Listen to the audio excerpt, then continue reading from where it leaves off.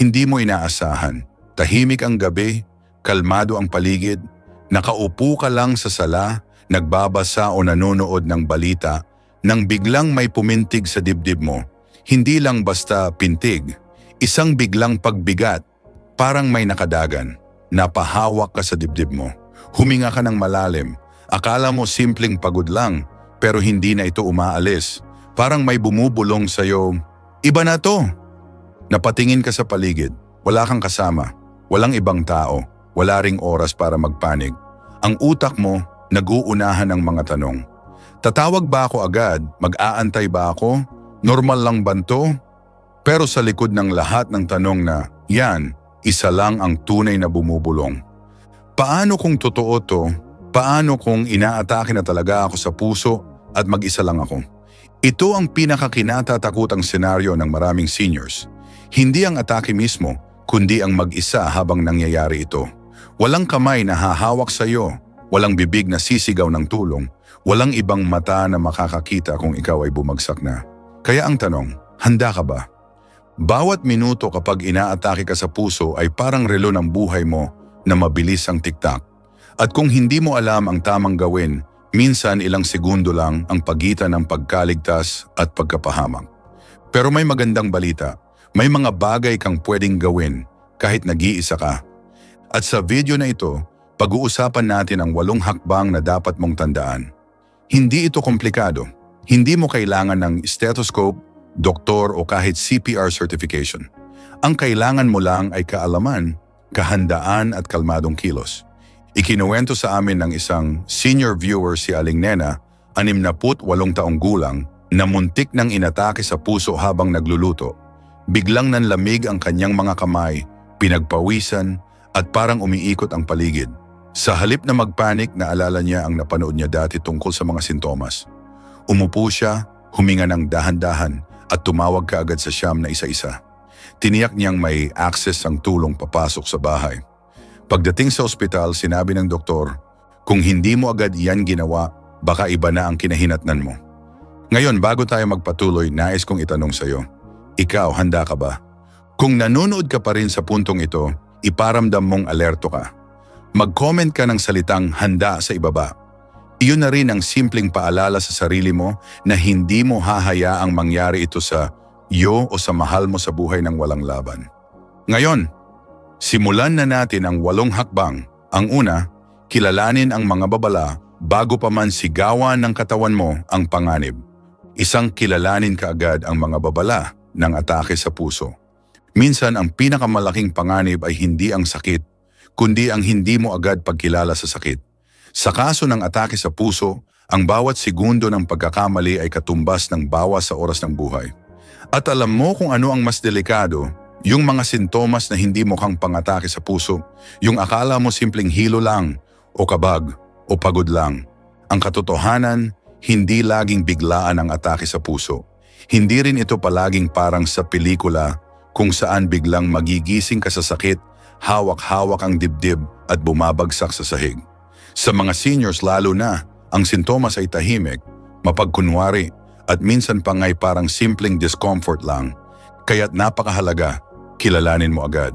Huwag mong palampasin, huwag mong maliitin. Isang gabi, si Mang Erning, 73 taong gulang, ay nasa veranda lang ng kanyang bahay. Sabi niya, parang may mabigat sa dibdib niya. Hindi masakit pero parang may nakaupo. Sinundan ito ng bahagyang panlalamig ng kamay at biglang pagod. Hindi siya nahilo, hindi rin siya nahirapan huminga agad. Kaya akala niya baka lamig lang. Umupo siya, nagpahinga. Pero sa likod ng utak niya may gumugulo. Paano kung hindi lang ito simpleng lamig? Naalala niya ang isang video na napanood niya tungkol sa mga early signs ng atake sa puso. At dahil doon, tinawagan niya agad ang siyam na isa-isa. Dumating ang ambulansya at dinala siya sa ospital. Ayon sa doktor, pre-attack na raw siya. Isang maling galaw pa, posibleng tuloy-tuloy na. Narinig mo na ba ang mga sintomas na to? Parang may bumibigat sa gitna ng dibdib. Hindi sobrang sakit pero hindi komportable. Pakiramdam na parang may strap o sinturon na hinihigpitan sa dibdib. Hirap sa paghinga kahit nakaupo. Biglang pagod kahit wala namang ginawa. Pananakit sa balikat, panga, leeg o likod. Panlalamig ng kamay, pagpapawis na malamig, o hilo na hindi maipaliwanag. At alam mo ba, sa mga kababaihan, minsan hindi sa dibdib lumilitaw ang sakit. Minsan parang pressure sa tiyan lang o parang heartburn. Dahil dito, napakahalaga ng isang prinsipyo. Kapag may duda, kumilos ka na agad. Huwag mo nang hintayin ang sintomas na textbook.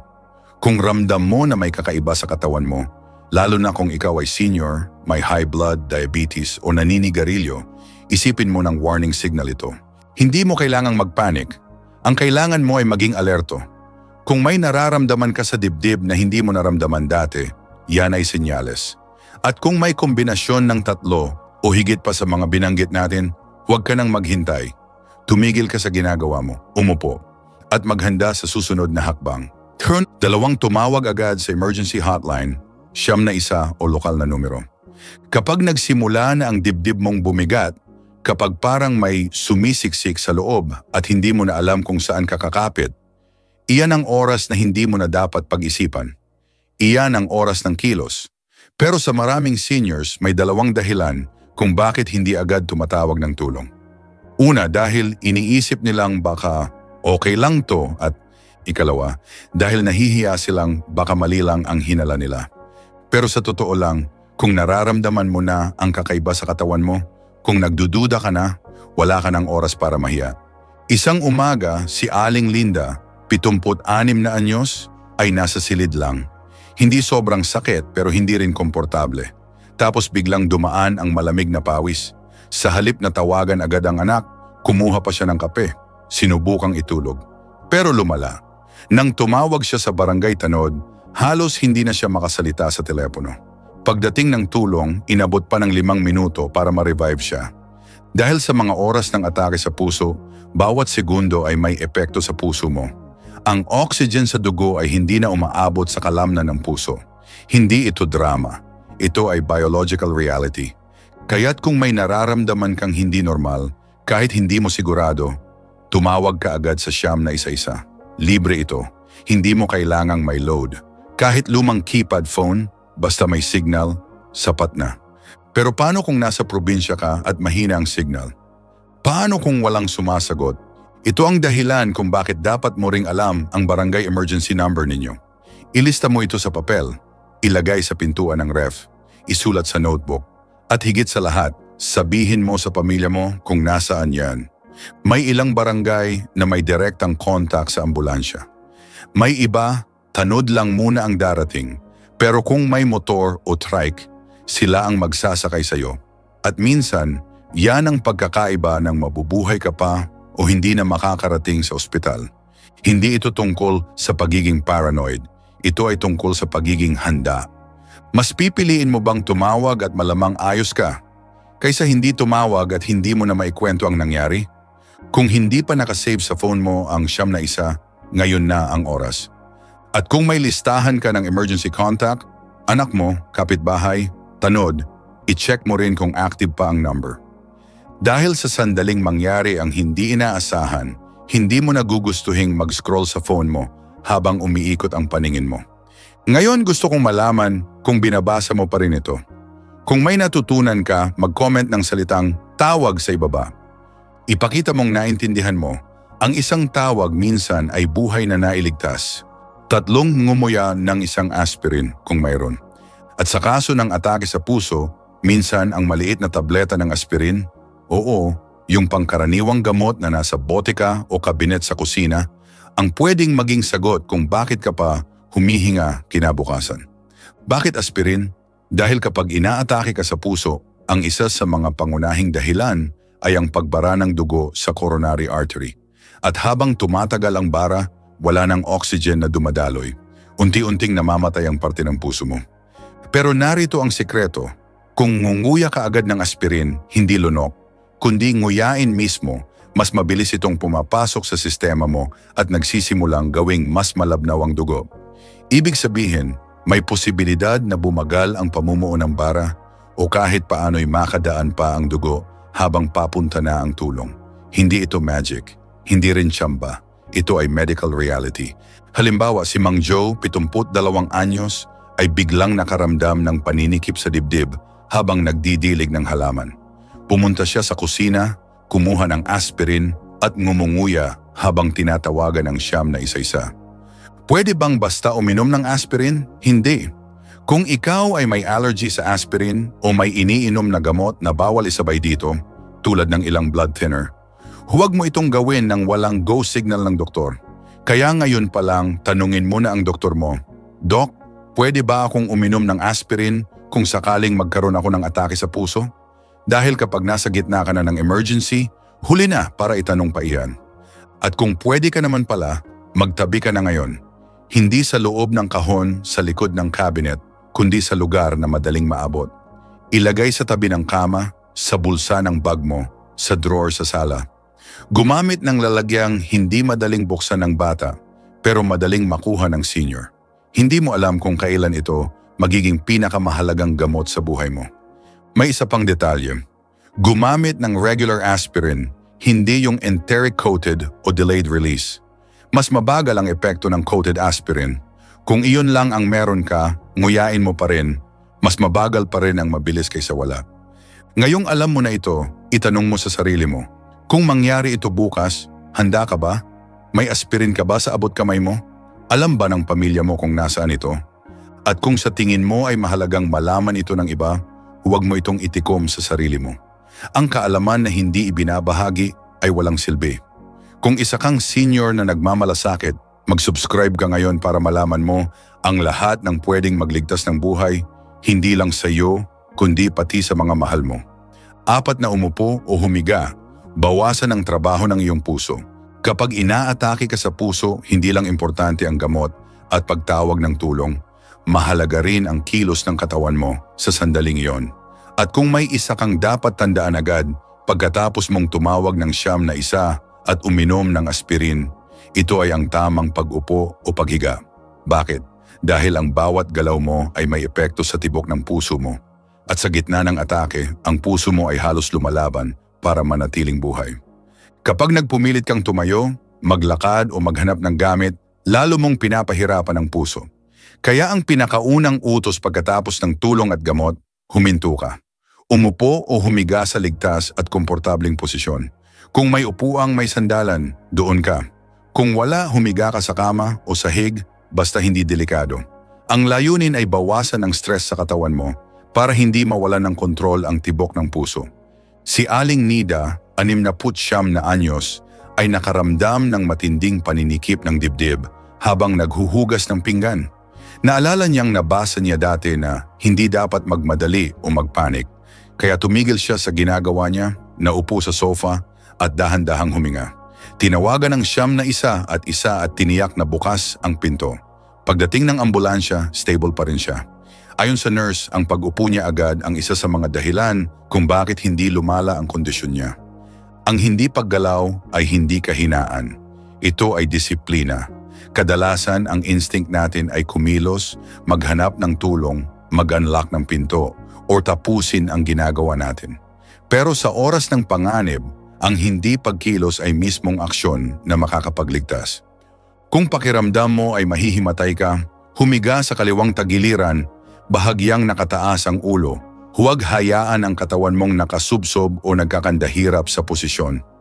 Ang layunin ay makapag-relax, makapag-focus sa paghinga, at maghintay ng tulong nang hindi pinipilit ang katawan. Tandaan, hindi mo kailangang maging bayani. Ang kailangan mo ay mabuhay. Kapag may ibang tao sa bahay, ipaalam mo sa kanila kung nasaan ka at anong nararamdaman mo. Pero kung mag-isa ka, mahalaga ring nasa abot ang cellphone, tubig at emergency contact info. Huwag mong pilitin ang sarili mong lumipat pa ng kwarto kung hindi mo na kaya. Maghanap ng posisyon kung saan ka makakahinga ng maayos.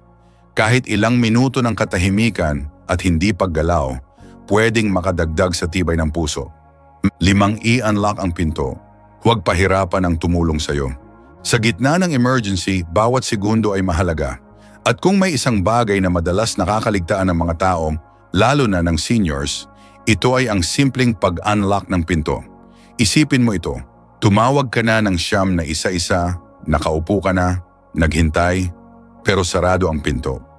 Paano papasok ang tutulong sa'yo kung hindi sila makapasok? Ang pagbukas ng pinto ay parang paanyaya sa tulong. Isang simpleng kilos na pwedeng magbigay ng mas mabilis na pagresponde. Kung may ambulansyang dumating pero wala silang paraan para makapasok, kailangan pa nilang tumawag, kumatok, sumigaw, o sa pinakamasama, sirain ang pinto. Lahat ng iyan ay pag-aaksaya ng oras. At sa atake sa puso, ang bawat minuto ng pagkaantala ay maaaring magkahulugan ng mas matinding pinsala. Si Mang Lando, 75 anyos, ay nakaramdam ng paninikip sa dibdib habang mag-isa sa bahay. Tinawagan niya ang anak at siyam na isa-isa. Habang hinihintay ang ambulansya, bumangon siya kahit nahihilo at binuksan ang pinto. Pagdating ng medics, dire-diretso silang pumasok at naagapan agad ang sitwasyon. Sinabi ng paramedic, kung hindi bukas ang pinto, baka mas matagal kaming nakapasok. Kung kaya mong gumalaw ng ligtas, i-unlock mo ang pinto agad pagkatapos tumawag ng tulong.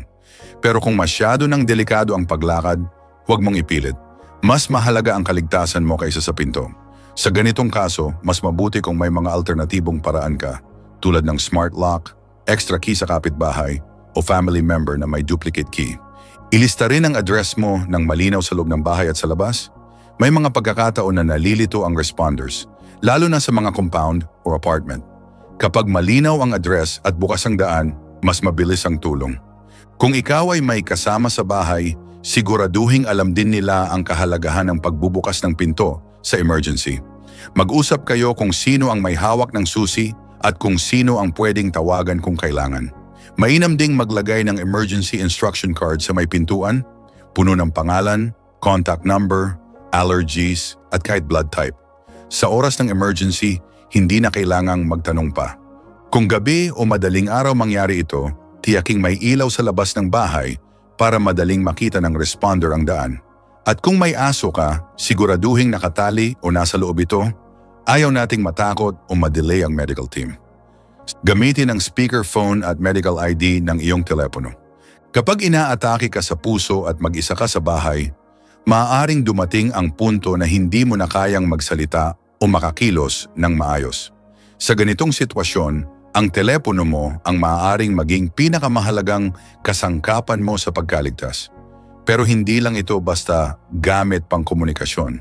Kung marunong kang gumamit ng speakerphone at medical ID feature ng cellphone mo, maaaring ito ang maging dahilan kung bakit maaga kang maliligtas. Una, gamitin ang speakerphone pagkatapos mong tumawag sa siyam na isa o barangay emergency number. Hindi mo kailangang hawakan ang telepono sa tainga, lalo na kung nanginginig ka, nahihilo o nahihirapan ng huminga. Kapag naka-speaker, pwede mong ipahinga ang kamay mo, huminga ng mas maayos at marinig ng malinaw ang sinasabi ng dispatcher. Nakakatulong ito na manatiling kalmado habang hinihintay mo ang tulong. Ikalawa, tiyaking naka-activate ang medical ID sa iyong cellphone. Sa mga smartphone ngayon, pwedeng ilagay ang iyong pangalan, edad, blood type, allergies, mga iniinom na gamot at emergency contact. Kahit nakalock ang phone mo, pwedeng ma-access ito ng paramedic kapag dumating sila. Ibig sabihin, kung mawalan ka ng malay, hindi ka na kailangang tanungin. Nandun na ang mahahalagang impormasyon na kailangan para masimulan ang tamang pag-aalaga. Si Aling Melly, 71 anyos, ay inatake sa puso habang nasa sala. Hindi na siya makapagsalita pagdating ang ambulansya. Pero dahil nakasetup ang medical ID sa phone niya, agad nalaman ng responders na may allergy siya sa penicillin at diabetic siya. Naiwasan agad ang maling gamot at natawagan ang anak niya sa listed emergency contact. Ngayong alam mo na ito, tanungin mo ang sarili mo. Na-set up mo na ba ang medical ID ng phone mo? Alam mo ba kung paano gamitin ang speaker mode? Kung hindi pa, ngayon na ang tamang oras. Huwag mong ipagpabukas ang paghahanda na pwedeng magligtas ng buhay. Tandaan, hindi lang ang pisikal na lakas ang sandata sa oras ng emergency. Ang teknolohiyang hawak mo araw-araw, kung marunong kang gumamit, ay maaari mong maging kakampi sa oras ng panganib. Kung hindi ka pamilyar sa medical ID setup, pumunta ka sa settings ng phone mo. Sa iPhone, hanapin ang Health app. Sa Android, depende sa model, maaaring nasa Emergency Information o lock screen settings ito. Ilagay ang tamang impormasyon, gamot na iniinom, allergy, at pangalan ng taong tatawagan. Maaari ka ring maglagay ng note tulad ng Senior living alone, may asthma. Kung may senior kang mahal sa buhay, ikaw na rin ang mag-setup nito para sa kanila. Isang hakbang lang, pero malaking tulong. 7 bagalan ng paghinga. Kontrolin ang takot, bigyang lakas ang puso. Sa gitna ng atake sa puso, may isang bagay na pwedeng gawin kahit wala kang gamot, kahit wala kang katabi, kahit wala kang hawak, ang bagalan ng paghinga. Ang paghinga ay hindi lang basta automatic. Sa tamang paggamit, ito ay isang sandata. Isang simpleng galaw na may kakayahang pakalmahin ang buong sistema mo. At sa sandaling tila lahat ay gumuho, ang katawan, ang isipan, ang takot, ang paghinga mo ang natitirang kontrolado mo. Kapag nabalot ka ng takot, bumibilis ang tibok ng puso. Kumakapal ang kaba sa dibdib, nahihirapan kang huminga, at minsan, dun palalo lumalala ang atake. Pero kapag pinili mong bagalan ng paghinga, sinasabi mo sa katawan mo, kalma lang, hindi tayo susuko. 1. Huminga ng dahan-dahan sa ilong, 4 na segundo. 2. Pigilan sandali. 3. Ilabas sa bibig, 6 na segundo. Paulit-ulit, maingat. Buo ang atensyon sa paggalaw ng hangin. Ito ang ginawa ni Mang Frank, 83 anyos, nang maramdaman niyang bumibigat ang dibdib niya. Walang ibang tao sa bahay. Pinilit niyang manatiling kalmado. Isinara ang mga mata. Inalala ang itinuro ng doktor. 4 na segundo sa ilong, pigil, 6 na segundo palabas. Paulit-ulit, hanggang sa maramdaman niyang unti-unting bumagal ang tibok ng puso niya. Pagdating ng ambulansya, hindi siya nawala ng malay. At ayon sa paramedic, ang simpleng paghinga na iyon ang maaaring nagpanatili ng stability ng puso niya. Ang kontroladong paghinga ay hindi gamot. Hindi ito lunas, pero ito ay tulay mula sa panik papunta sa pagkakalma, mula sa kawalan ng kontrol papunta sa pakikipaglaban.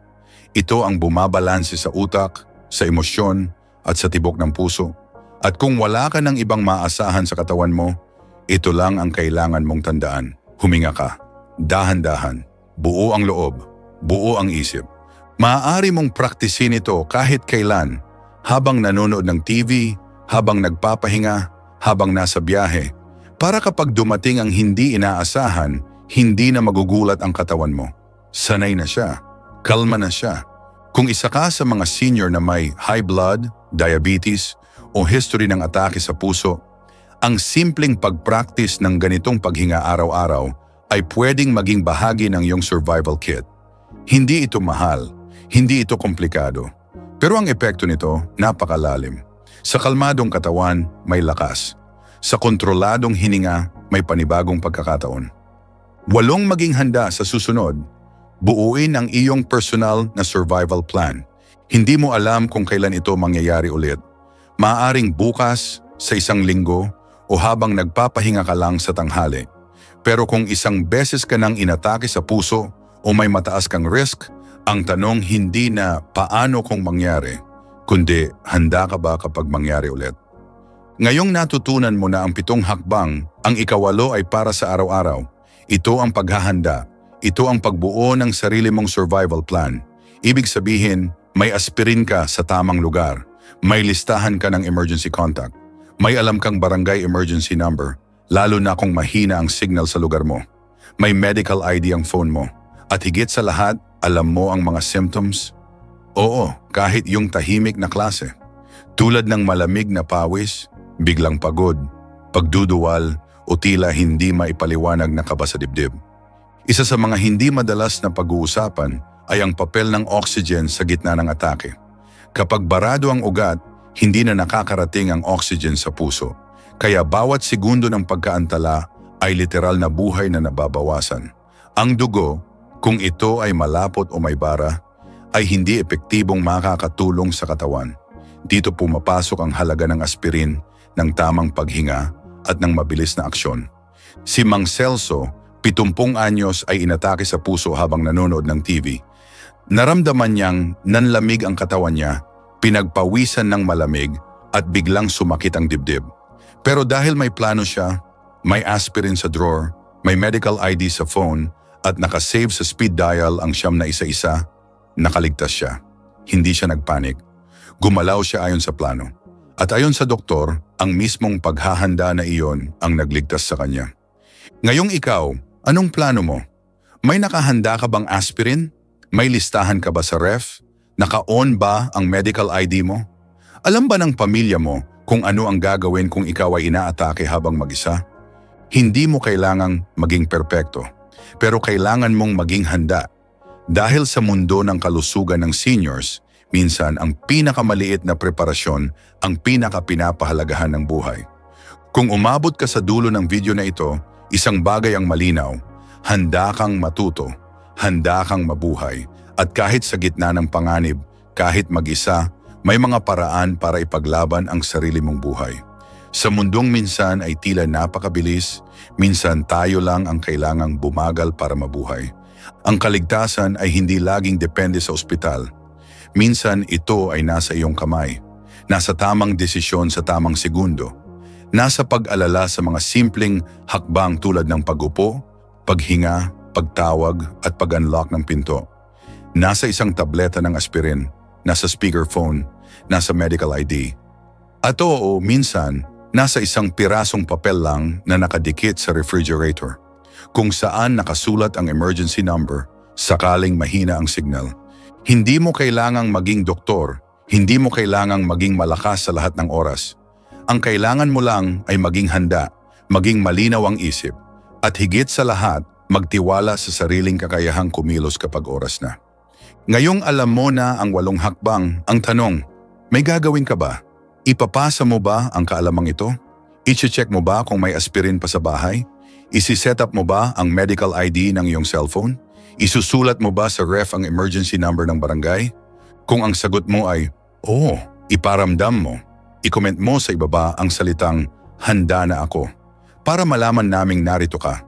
Para maramdaman ng iba na hindi sila nag-iisa. At kung nais mong maging bahagi ng komunidad na ito, isang komunidad ng seniors na matalino, maingat at may puso, mag-subscribe ka. Dahil sa susunod na video, baka yun na ang impormasyong kailangan para mailigtas ang isang mahal mo sa buhay. Hanggang sa muli, maging ligtas ka, maging matatag, at huwag mong kalimutang huminga.